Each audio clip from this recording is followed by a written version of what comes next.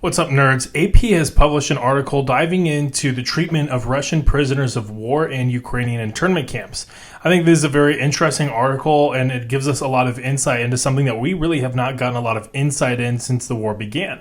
So we're going to read through this and react to it as we go. This is all something that I've taken a bit of an interest in recent years. My last unit was military police headquarters, and this was really something that we focused quite a lot on, really the handling of captured troops at a strategic level. Believe it or not, it is way more involved and demanding than you might initially assume. There's so much that goes into it, and it is an incredibly important mission, not only morally but legally. Still, at the same time, you're dealing with captured enemy troops, and they have an incentive to fight you, and they might try to fight you in the prison camp. There are plenty of stories, of course, of prison revolts, even in wartime. Kojido is a very famous example that was often discussed at my unit. Kojido is a situation during the Korean War where North Korea and China infiltrated basically disruptors into the prison camp on the island of Kojido. And over time, the prison camp had become bloated. It was over capacity, and the disruptors basically stirred up the prison population to fight against the guards. They were able to take over the camp itself and even take control of a general, and it took the intervention of an armored brigade to basically resume control over the camp. Now, there's a flip side of the equation with Abu Ghraib in Iraq. And this, if you're not familiar, is a case where the prisoners were all humiliated by the guards. They were tortured. They were put in different kinds of humiliated positions and made public. Both, of course, are examples that cannot at all be repeated. And those are just the examples from the United States. Now, of course, we're going to be talking about Ukraine and how they've adapted to this conflict. And, of course, at least that I'm aware of, they did not have a pretty robust detention plan prior to the war. And so that I'm aware of, they've had to work on the fly to basically build their plan out, build out their camps, and kind of establish these plans on how to handle captured Russian soldiers once they've been captured, in a humane fashion, in a legal fashion, until the war's over. And that takes us to this AP article, where now we get to see what they've come up with so far. Now, before I begin, I also want to discuss an article from Ukrainian Pravda, basically announcing that a third detention facility is being opened in Lviv. And this, of course, as they say, is because they are continuing to capture a growing number of Russian troops. And, of course, the prisoner exchanges between Ukraine and Russia have slowed down considerably since what we saw earlier in the war. Now, I think it's great to see that they are opening up more camps to prevent overflowing in the other ones. Disease, riots, and all these kinds of terrible things can happen whenever you are overflowing camps. So it's good to see that they are doing that. Ukraine has a moral and legal obligation to safeguard prisoners of war, and the opening of the new facility is the right call. Now let's dive into this article. And this article is from Lori Hanant and Vasilisa Stepanenko. So definitely, shout out to those two. Give those two a follow if they're on Twitter. This is a great article. Precious few choices are available to Alexander, a 26-year-old Russian soldier, since his capture. Clothes, meals, and the hours of his day are rigidly accounted for in the camp for prisoners of war. But Ukraine allows Alexander to call home to his family in Kursk, a Russian city about 60 miles from the Ukrainian border. And he says that has kept him grounded. It is a lifeline unavailable to Ukrainian POWs. Now, infuriated Ukrainian families are demanding an end to the phone calls imprisoned Russian soldiers get to make. Now, this is kind of an interesting thing. So some of the entitlements that prisoners of war get is they get connection to the outside world, some method to get in contact with family outside of the camp. So at least legally, that has to at minimum be mail. In this case, Ukraine is going above and beyond to allow captured Russians to call family members. We're seeing that Russia is not providing that same kind of courtesy. In my last video that we discussed on basically the law of war and how war crimes have been happening in this war, I'm going to link you to that at the end of this video. It kind of pairs with this video. But there is a very clear contrast between how Russian prisoners are being handled here in this article versus how we know that Ukrainian prisoners are being handled in Russia. And we're going to talk about that a little bit more as we go on. To be able to talk to your loved ones is worth a lot. I've already been in prison for almost a year. I'm losing my mind, Alexander told the Associated Press during a recent visit for several news outlets to Ukraine's main POW camp. As he completed his work shift, people are not made out of steel. He said the brief conversations, closely monitored by his Ukrainian captors, pulled him from the brink of despair, even though for him and all Russian POWs, the calls are growing rarer by the week. And of course, because this is something that's above and beyond, they kind of have that capability. Like Ukraine can kind of scale the frequency of these calls if they want to. For imprisoned Ukrainians, calls are non-existent and even letters are rare. Families usually learn their fate only when their comrades freed in exchanges bring back word. The last such exchange was February 8th. And actually there's an update to this. So this was written before there was another prisoner exchange that happened even more recently than this one. And that's where we got to see even more kind of accounting that the Ukrainian prisoners are being treated inhumanely, illegally, in violation of the Geneva Convention, starved, not getting medical treatment, not having, access to the outside world, being tortured, that kind of thing. And so again, that kind of contrasts with what we're seeing here in the Ukrainian camp. In all, 2,988 members of the Ukrainian military have been exchanged for Russian prisoners of war, according to the Ukrainian government figures. Neither Ukraine nor Russia has said how many POWs there are in all. Russia's Ministry of Defense did not respond to a written request for comment in its policy toward Ukrainian POWs or the Russians held in Ukraine. Ukraine has regularly opened its main POW camp to the Red Cross, and this is something that they kind of have to do legally. They don't really have a choice to open that camp up. If the Red Cross decides to drop in for a visit, Ukraine has no choice. They have to let them in. The United Nations and international journalists, same thing for these folks. In late April, the Associated Press visited the site in western Ukraine. A full day's journey from the front lines where the men inside were captured. The visit took place on the condition its precise location not be revealed. Access to Russian sites where Ukrainians are held is severely limited. UN reports based on post-release interviews have found that the majority of Ukrainian POWs are subject to routine medical neglect, severe and systematic mistreatment, and even torture. The same reports have found isolated reports of abuse of Russian soldiers, mostly during the capture or transit to internment sites. Now, this is a point that we talked about in the last video where that kind of gave us a bit of a clue on how their process is working, where it might be that the frontline unit is responsible for transiting captured prisoners over to the internment camp. They may not be fully briefed on what the requirements are for handling prisoners of war, that they cannot be roughing these guys up on the way. That could be one case, but that it's not necessarily a systematic issue within the camps themselves, I think is showing that Ukraine's trying to actually, uphold rule of law and the Geneva Conventions in these camps.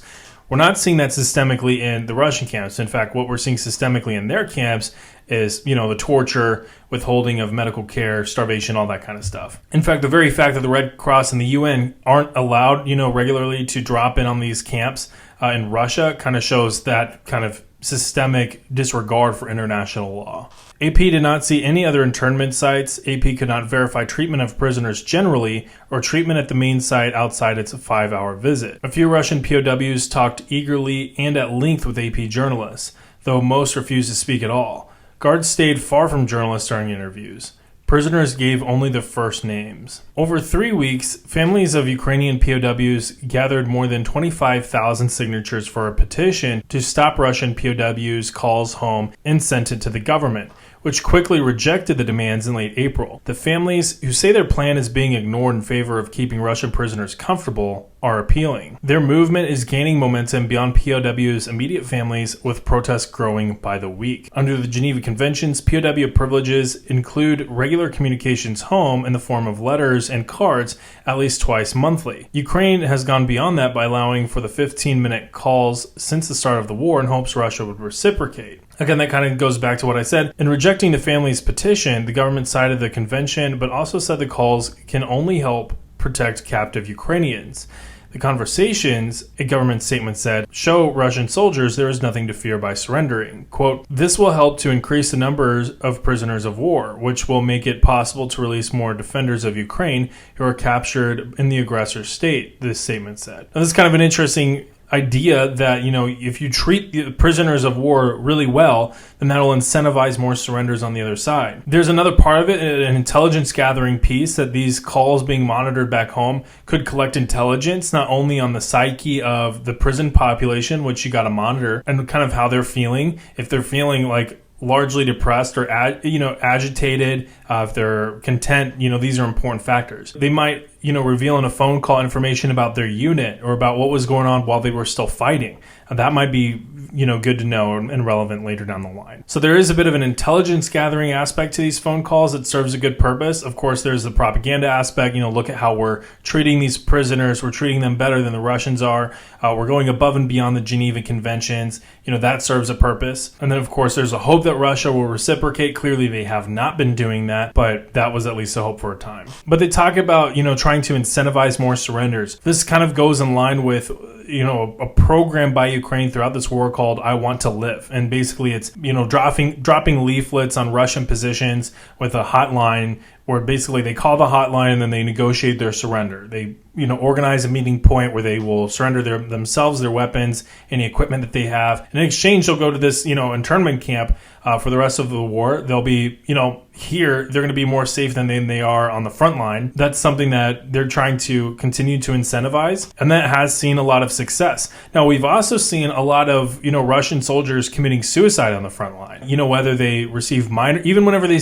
receive minor injuries from a drone or, whatever, if they feel like they're under pressure, we've seen plenty of videos of Russian soldiers just offing themselves like on the spot. You've got to wonder just kind of what the internal messaging is within the Russian military on, if you surrender, you're going to be tortured and you're probably going to die in the camp, which clearly we're seeing is not true. If the soldiers themselves believe it and, they're in a closed information environment, they're not receiving much information to counter those claims, then they're going to believe it. And so they'd probably rather just kill themselves and end it quickly than get captured by the Ukrainians and risk, all the things that they've been told will happen to them. And beyond that, Wagner had a pretty stark reputation of executing Wagner fighters that they had retrieved back from prisoner exchanges with sledgehammers.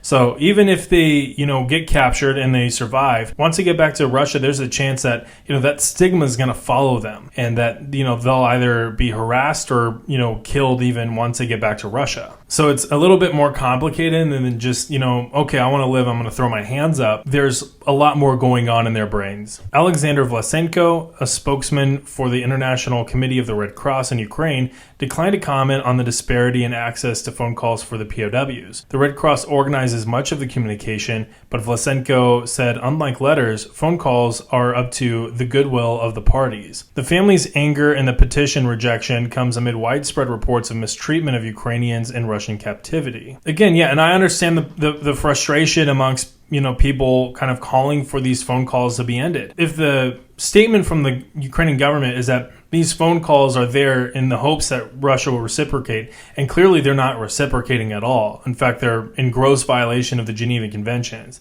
Then why keep the phone calls there? And like I said, there's some intelligence gathering, kind of opportunity there. It's not like the government can necessarily just say that because then people are going to start watching even more what they say on the phone. If they're not, they probably are already. But you want to make them comfortable as much as you can within the camp. And so whenever they get on the phone, they feel more comfortable to open up. While POWs are far from the fighting, the war still reaches them. Air raid sirens sounded 4 times during AP's visit. During each, the men lined up in pairs with their hands clasped behind their backs, submitted to a brief pat-down, and trudged with their heads down into the basement shelters until the all clear. POWs who are not wounded work during the day. Among the tasks, fabricating plastic Christmas trees, building garden sheds, ripping pallets into kindling, and sorting metal in the junkyard. Others are responsible for meals. When the POWs pass guards, their hands must be behind their backs. When they rise from meals, they must shout "thank you" in Ukrainian in unison. Like many Ukrainians, the guards largely speak and understand Russian,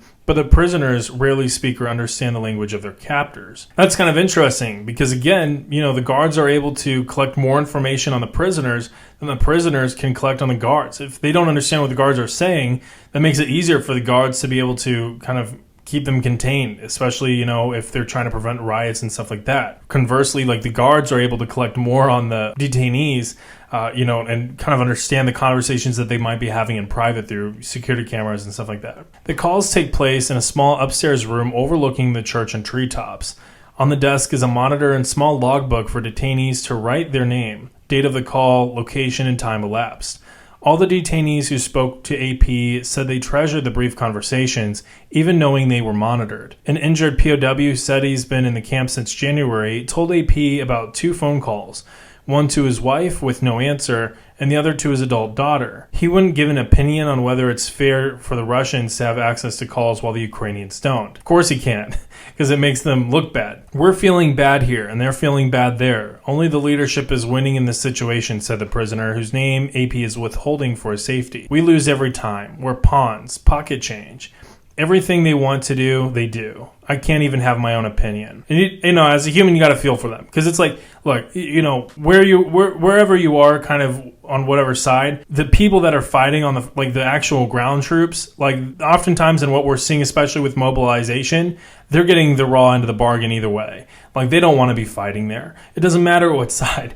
The Russian conscript, Russian conscripts who got mobilized involuntarily and sent to the front. Clearly, they don't want to be there. There are plenty of videos of them showing their discontent with the current situation, but they're forced to be there because if they don't, they get killed. The Ukrainians, they're fighting for survival right now. They wouldn't be there if it weren't for that. So it's all around a bad deal, and really the only, and kind of like as he was saying, like the only people that can make this decision and come away with it without feeling any kind of, personal feeling of threat, a threat to their person, is kind of like Vladimir Putin. For Anastasia Savova, news of her father hasn't come home since December 2022. She last spoke with him 8 months earlier as he and his fellow Ukrainians defended Mariupol, the port city seized by Russian forces early in the war. Through a returning POW, she learned that her father's health was deteriorating, but she also heard about how proud he was of her, how certain he'd be that she was fighting for his release. She longs to hear from him directly, and she's furious that her government isn't listening to families like hers. She wants the calls to stop if Russia won't reciprocate. Quote, "We thought that this step would help us connect with our loved ones, that the Russian Federation would make it possible to call them," she said. But unfortunately, Russia didn't go along with these rules and norms. And again, it's all based on goodwill. They don't legally have to. Again, they're also not going with what they are legally required to do. So there's that. Without contact, she said, families are afraid their men will lose hope when they need it most. Some of her deepest fears, though, are more personal. Quote, "I'm afraid of forgetting his voice." And that is where the article ends there. So I understand that this is all very deeply personal for those involved. It's complicated because, again, there is the law and what is required of a country in the treatment of its prisoners of war and the detainees themselves. We see that Ukraine is upholding that, at least that we can tell from what we get here, which is imperfect, but we do know that Russia is in gross violation of it. We know that Ukraine's trying to have these phone calls to not only incentivize Russian surrenders, could be partially to gather intelligence, like I've mentioned, and it could also be to, as a political point to get Russia to reciprocate, or at least, show how twisted Russia can be. Russia's not reciprocating. And so, of course, to people that are not involved in the whole thing, and maybe they're not getting complete messaging on everything that these calls are for, yeah, that can definitely seem a little frustrating and slanted. Why are Russian prisoners getting treated so much better than Ukrainians are? Well, one, it's the law, and two, it's an opportunity for the Ukrainian military. But at the same time, it still sucks. I mean, imagine being somebody who has, a family member or a loved one who is in Russian captivity right now. I mean, that's got to hurt. And especially seeing how well Russians are being treated, it's got to be hard to kind of, rectify that, especially, whenever maybe you live close to those facilities and you're constantly thinking about your loved one and you're hearing the reports about what's going on in Russian camps. That's got to be incredibly hard. So it's all very complicated. I completely understand. But with all that, we'll drop off here. So let me know what you think about this article and what you think of this whole situation. Where do you stand with these phone calls and what do you think should be done about it? Leave a like to help, spread awareness on this channel and this video. That really helps the channel grow. And subscribe to join the Nerd Army. Again, we're getting close to 300. Once we get to 500 subscribers, we can start posting community posts. It'll make it much easier for me to reach out to you and provide some updates, not only on the channel, but just general news updates, once we have the community posts up. So with all that, I'll see you all later next time.